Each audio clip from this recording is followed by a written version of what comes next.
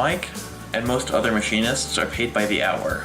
That means that we want to make it as simple and easy for him to navigate through our designs and easiest for him to machine them, so that we can save time and resources and money overall.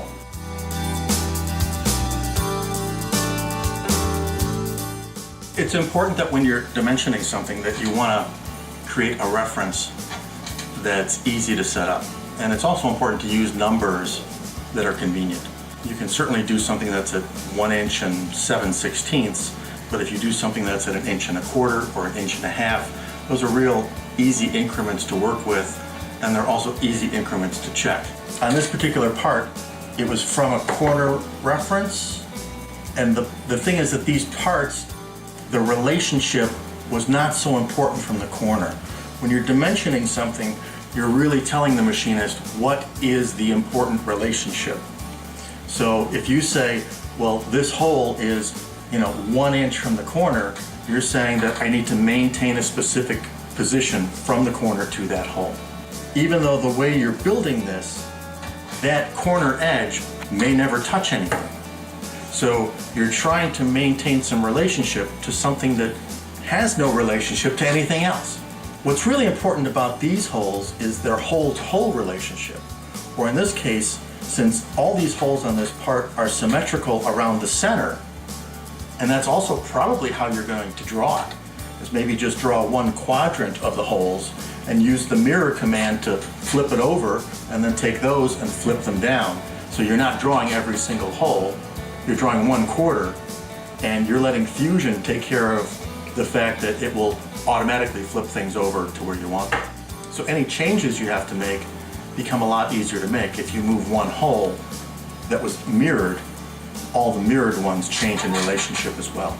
When you dimension something, you're specifying the relationship. You're telling the machinist what's important. So for this part, it shows an overall height and an overall width as accumulated dimensions. Now, how you dimension these is also important. These, for the 1 inch, it just shows 1. So usually that's telling the machinist that the dimension is not critical. If it's just 1 point nothing, you're usually telling him that that can be plus or minus a 32nd. The machinist is getting accuracy information as well as position. A lot of times here in the title block, you might put things in here that says point X equals plus or minus a 32nd, or point XX. So you're saying 2 places past the decimal point is going to be plus or minus 20 thousandths. Whatever you need it to be as far as accuracy, it might be plus or minus a couple thousandths. The tighter you make the tolerance, the more expensive the piece is to make. You're telling me that this hole has to be in exactly this place, and if it has to be in exactly that place, I have to be more careful. Being more careful takes more time costs more money. If you have a hole and there's going to be a 1/4 inch screw going through that hole, the hole needs to be bigger than a 1/4 inch. Now, how much bigger, again, just depends on how much play you need when you assemble this. You can go to the next, 64th. So if it was 16 thousandths bigger than the hole diameter, that's usually more than enough clearance. If you're working on the design, you should be the one who knows what holes are tapped, what size they should be, and make sure that the machinist can tell that. You've got counterbore holes on here. There's standards for that too. You want to make sure you're using appropriate sizes. You don't want to just say, well, the cap on this screw is a 1/2 inch, so I'm going to add 5 thousandths to that, because there isn't going to be a 505 diameter counterbore. There are certain standard sizes for counterbores. So if you make it a really odd size, then it may have to be milled out. And milling something out takes longer. There's a hole function in Fusion where you could say I'm doing a 1/4-20 counterbore hole, and it will do the hole in the counterbore, and it'll make them all the right size and all that kind of stuff. So you'll probably want to experiment with those hole features that are already in Fusion and look at the hole that it makes, and look at the clearances that it puts in, and figure out if those clearances are acceptable for what you do. So from a fixturing standpoint, how many screws do you like to hold something? Depends how big the part is. The bigger the part, the more places you want to hold it down. There should be some kind of equal spacing across the whole distance. And the material. You know, if you're machining a part out of steel, then you're not only going to want more holes, but you're probably going to want bigger holes. Yeah. You should draw the hole to the size that's appropriate, but it doesn't hurt to put in a note and say what that hole is going to be or how that hole is going to be used. Okay.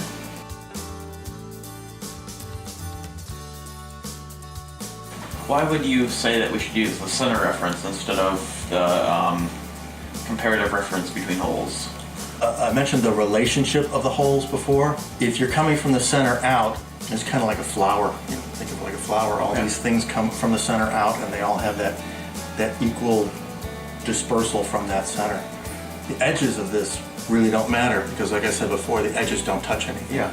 But the hole-to-hole relationship is important. So if I say, well, we're coming from the center of this out, in some cases it can make it easier to set up because I can just put a hole at the center, use that as my main mounting point, which also becomes my 0 point. I believe now you can create custom standard title boxes.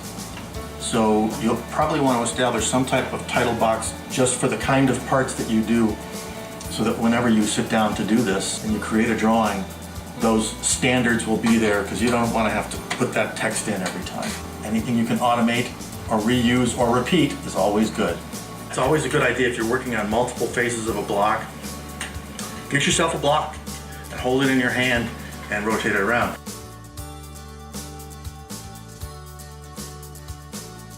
This is for some little thing I've got in the backyard. It's supposed to hold some things in place.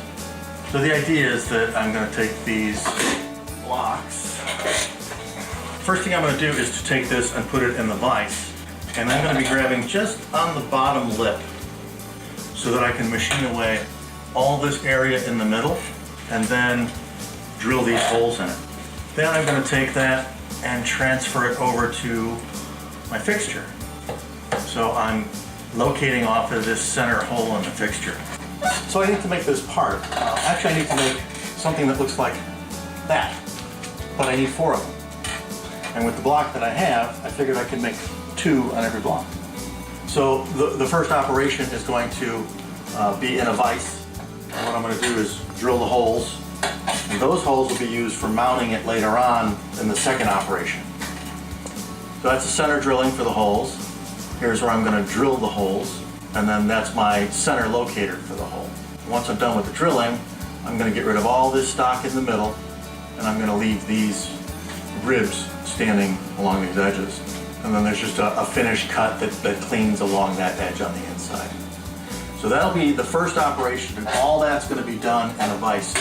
But then there's the second operation, and the second operation is going to be where this is mounted on a fixture.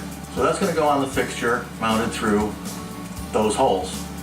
And what I want to do next is to cut away the corners of that block, and then cut this slot through the middle.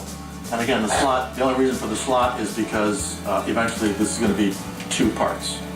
Once I've roughed that and then finished that, then I need to finish cut across each one of those corners to clean up those edges, and then it's done. Otherwise, then I'll take this and just saw through the middle and just clean it up on the bandsaw, because that edge really is not very important. If it's just sanded, that's good enough.